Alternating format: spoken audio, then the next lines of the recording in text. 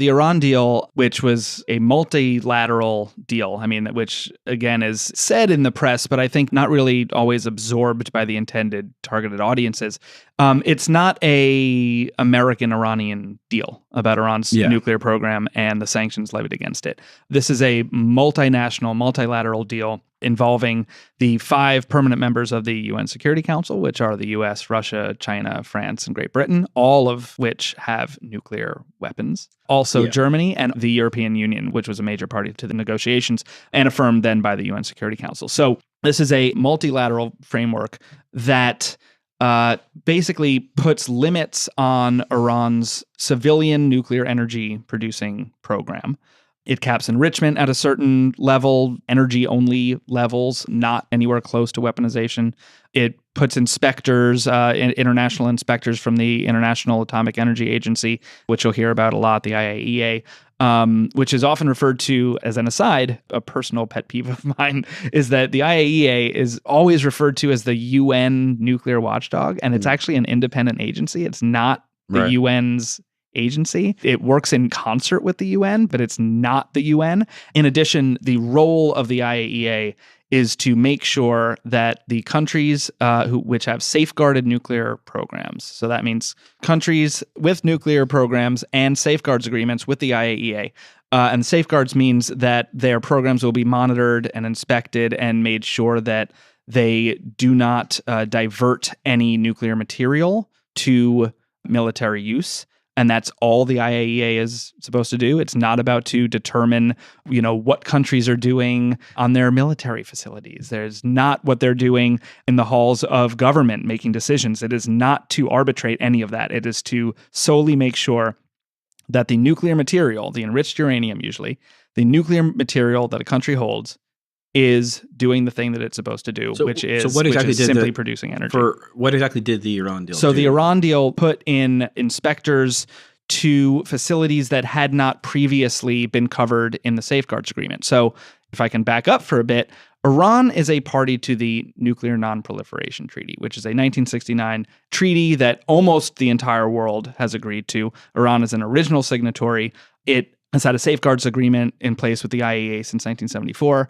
And has never been found to divert any of its material to a weapons program. So all nuclear facilities that have a role in the nuclear program, so that's enrichment facilities and nuclear reactors usually, are already inspected, have had, IAEA inspectors, surveillance cameras, 24-hour video, routine inspections. There have even been, snap inspections, which are, on a few hours' notice, inspectors coming in. This has been the case for now over a decade, about a decade and a half. And even before that, the program was routinely inspected already by international inspectors. So what the deal does is it expands beyond what any other country has ever allowed inspectors to supervise, to monitor, to interrogate. It allows inspectors unprecedented access to every single step of the Iranian nuclear fuel chain. So that's from the mining facilities that are taking uranium straight out of the ground, before it's been enriched, before it's in gaseous form, when it's literally rocks. Basically, no other country on Earth allows inspectors to see this part because they're rocks. Those are not nuclear weapons. That's part of the scientific process that hasn't even approached anything dangerous. And so stuff like that, where now inspectors are seeing every single step along the way. But even before that, as I mentioned, the Iranian program was already the most inspected program on the planet years before this Iran nuclear deal. So what the deal does is Iran has now allowed unprecedented access. Because it's effectively being extorted. Right, exactly. It's wrecking its economy, it's affecting its medical. Well, so the other side of the deal is that the sanctions that have been levied on Iran, both internationally, so like by the UN, as well as the nuclear-related sanctions from the United States, the unilateral ones, the ones that not only cut off trade with Iran, which the US doesn't even have, but then punishes other countries for having trade with Iran, just like out of spite. And so those sanctions were supposed to go away. Most of them have, some of them still haven't. And then there's all these supplemental sanctions that they just do for the fuck of it. Exactly. That are just copying and pasting like, APEC press releases and calling it a day. It's just mindless. Precisely. And it's all basically, this could be show number 1 out of 27, but it's all basically to punish Iran for being an independent state, for not bowing down to what the United States tells it to do. So we're going to play a clip here real quick, actually. This is Elizabeth Warren giving the quote-unquote liberal progressive argument for the... And this is really important for us to get into. Right. What she does is by doing this, she's smuggling in a lot of very right-wing ideas that we have to inherently have an aggressive posture towards Iran, that somehow we are by definition always at war with them, and that they're sinister and they're out to get us. And two, and most importantly, as it pertains to this podcast, is that if we somehow don't have these extortionary ultra inspections on top of inspections on top of inspections, that they're going to have a nuclear weapon if we don't do that. So, but again, both of these are deeply ideological assumptions that there's not really any basis for. But this is, by the way, our progressive candidate. Right. So let's listen to her little commercial she posted on her Twitter feed a couple days ago. It's a simple question. Do we want Iran to have a nuclear weapon or not? The answer, no. So why is President Trump trying to make it easier for Iran to get a nuclear weapon? Look, the Iranian government is not our friend. They support terrorism, they destabilize the part of the world that they are in. But it's a whole lot easier to deal with an Iran that doesn't have nuclear weapons than it is to deal with an Iran that has nuclear weapons. Okay, so there's a lot of garbage in there. This is our progressive candidate for 2020. I'm so excited. Right? It has the J Street talking points to the fucking T. I mean, the fact that Iran is now destabilizing the neighborhood that it's in, which is, the irony of that. Where Iran is where the United States has invaded. It's numerous countries. It is the equivalent of Iran invading Canada and Mexico and then browbeating us for destabilizing the region. Exactly. We invaded the country both to their northeast and to their southwest. That's exactly right. And meanwhile, Iran is a country that has not invaded another country in over 300 years. Yeah. They'll make some exotic argument about Hezbollah, but whatever. Yeah, that's also not invasion. But right. They're the baddies and they have malice intent. Well, not only that, but it is easy to tear apart right-wing, hawkish, neocon arguments about Iran as being imperial, as being overblown, as being on behalf of Israel, as being all of these things, right? You can kind of look at the Commentary magazine, Weekly Standard, Washington Post editorial board, Wall Street Journal. All that shit is kind of obvious anti-Iran propaganda, and it all makes sense because of the partisan aspect of it, right? One of the real problems is that the liberal side, let's say the big D Democratic side, falls into exactly they use the same framework to make their arguments that the conservatives do, that the neocons do. And therefore, that's how these dominant narratives are perpetuated. They're bipartisan. Right, because there is a consensus in these talking points that Iran is a threat, is the big bad actor in a dangerous neighborhood.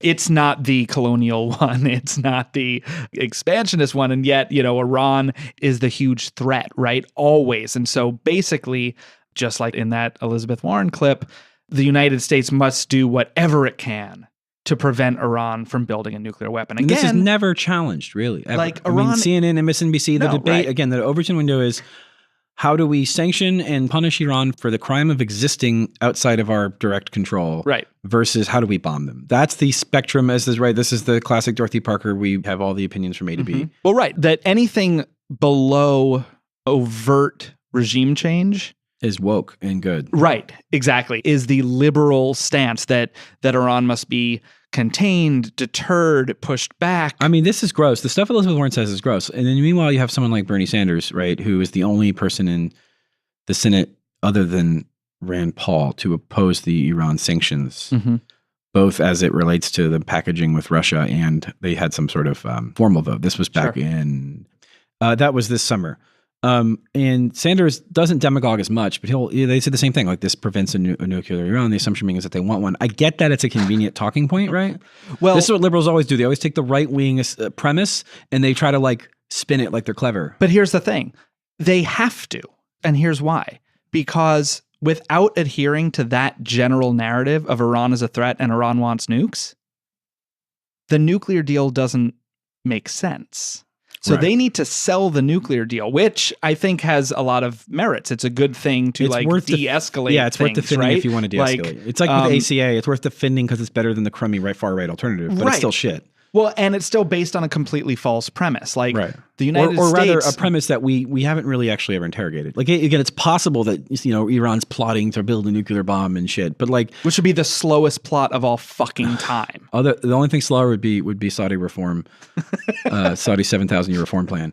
But no, it's the fact that we never even talk about it. Because if someone wants to make the argument that Iran has malice intentions, like fine, like show me your evidence, but it's just taken for granted.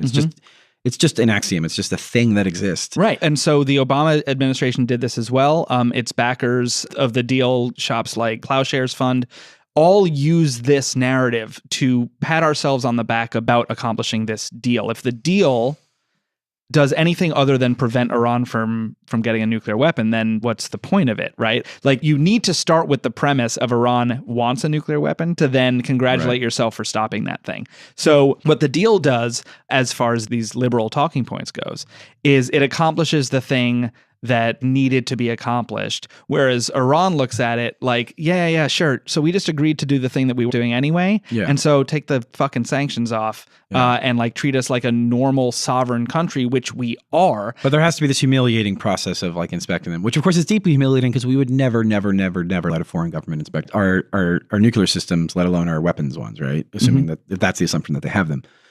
So kind of a perfect encapsulation of how the liberal talking points just mirror and then reinforce the more hawkish talking points, that they just wind up being the same thing, with the end goal as being everything just short of troops on the ground.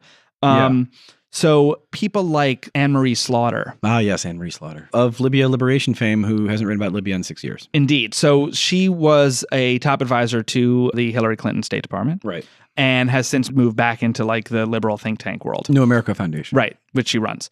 So when she's written in support of the Iran deal, just like the Elizabeth Warren ad that we heard, it's in support of the deal, but it uses all of these false facts to entrench the reasons for support. So, Anne-Marie Slaughter, a number of years ago, wrote this article in USA Today where she actually said that what the deal did was remove the, quote, stockpiled plutonium and highly enriched uranium from Iran.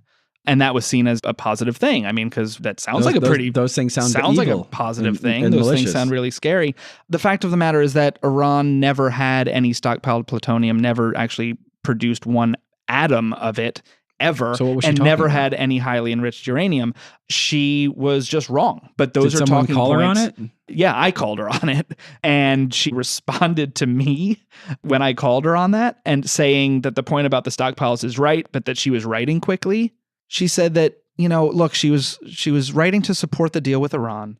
Oh, yeah. And that writing for a mass audience does not require a lot of nuance. So she just lied. So she literally didn't care about her lies. Right. Like they were called out. There was some greater truth. And the greater truth is that, look, she was in support of the deal. The hoi polloi doesn't know all about any of this. It's this great propaganda scam where the liberal position does all the heavy lifting to set up this idea because we have to come up with this compromise of not going to war. That was just something we made up in the first place anyway. Right. It's a false market. It's a protection racket. Again, the only people threatening war with Iran were the United States and Israel. Iran was never threatening war with anyone else. So the idea that war was imminent ever, which was never a reality, was always just the United States might start dropping bombs on people. Like, first off, that's not a fucking war. Right. Secondly, Iran was never the one threatening anyone with military action. Like, that is a canard. It's garbage bullshit. And so the idea that like this deal staved off war means like it was a way for the United States to stop making the threats, which then obviously lasted about a year and a half.